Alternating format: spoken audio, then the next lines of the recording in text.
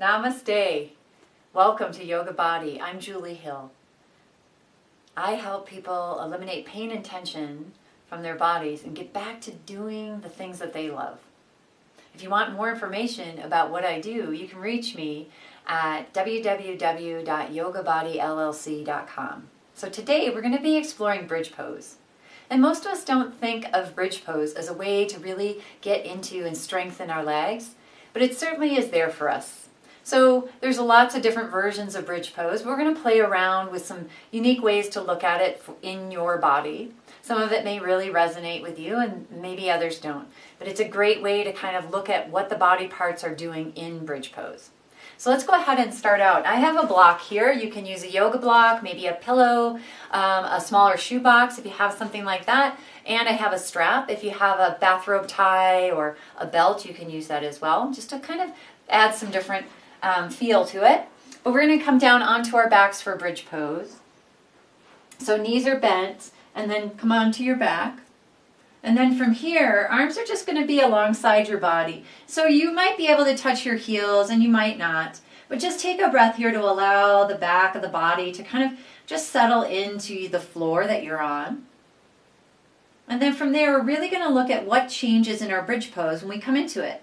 So the leg bones in the hip sockets, that's going to be a place where the flexion is going to change in this joint socket. And the rib cage on the arms is going to change as well, because my arm's going to stay on the floor, but my torso or my ribs are going to lift up. So there'll be a change there. And we want that to be consistent in both places. So when I talk about that, there'll be some core connection that unites our hips and our rib cage, keeping them together and moving as one unit.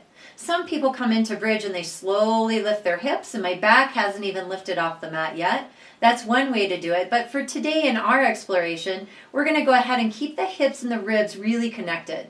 So when you lift up, you'll go ahead and allow that just to lift up together. So the back will immediately start coming off of the mat as the hips lift up. And then from there we come into bridge.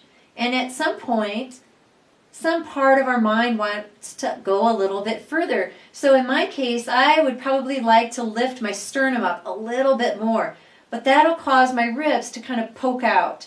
And I lose this connection that I had between my ribs and my hips. So I'm going to let that come back down and really look at building some strength in my legs. I can keep this united right here and lower the hips down, and then lifting from the back of the legs where they meet the bum, lifting up again. And then letting this sink down, and then allowing that to lift up again. Rather than lifting up from here, even though it feels like I'm going so much further, I lose that core connection. And I really want to allow the legs to strengthen. So if you find you come into bridge, and there's a tendency as you come up to have the legs kind of open up, let's go ahead and add in the block. We can feel how that shifts through our legs. We're not going to put it in between the knees. Let's put it lower in between the adductors so they could be a little active.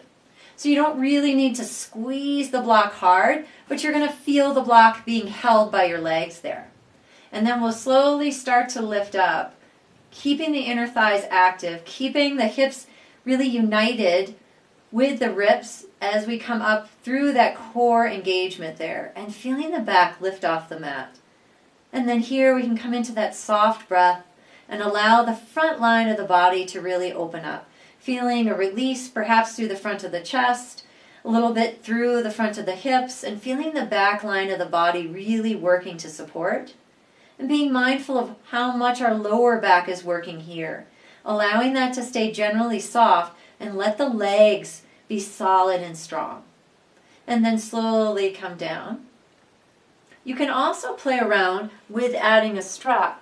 And so I've already kind of put a loop in my strap to save on time with this, but you can slide your legs in it, placing the strap so it's kind of halfway between the knee and the hip where it goes in, so about mid-thigh. You want to make sure you're not coming too close to your knees there. Coming back into our bridge, we'll come down and make sure the strap is taut, so it's not pulling the knees directly together. They are hip width distance apart, and there's some kind of tightness in the strap. And then from there, again, settle into the mat. Let that all relax. Think about keeping the hips and the rib cage united here, And then we'll slowly lift up again. Generally letting your legs just kind of press out into the strap as you lift up. And you might feel more power in your legs, or it might be easier to keep this rib-hip connection there. Rather than lifting up with the sternum, let the hips lead the way here, and the ribcage just kind of follows along. Maybe you find that you're able to lift the hips a little bit higher with the strap. Or maybe the breath just feels so much softer, easier flow that you can breathe more fluidly like this. Take another inhale and just allow yourself to relax back down. And then slowly release. You can go through maybe a few more times with the strap, or you could use the block again. And then you could try bridge without the strap or the block and see how it feels. Just some fun exploration to kind of notice where we move from, when the rib cage and the hips like to separate, and we're really kind of working through this area of our body when it's meant to release and relax in that posture. And you start to feel more and more strength given to your legs when they have the opportunity to really work for you. I hope you enjoyed this exploration. If you have any questions, please reach out to me. You can find more information about Julie Hill, Yoga Body, and the things that I do to help people eliminate pain at yogabodylllc.com. Namaste.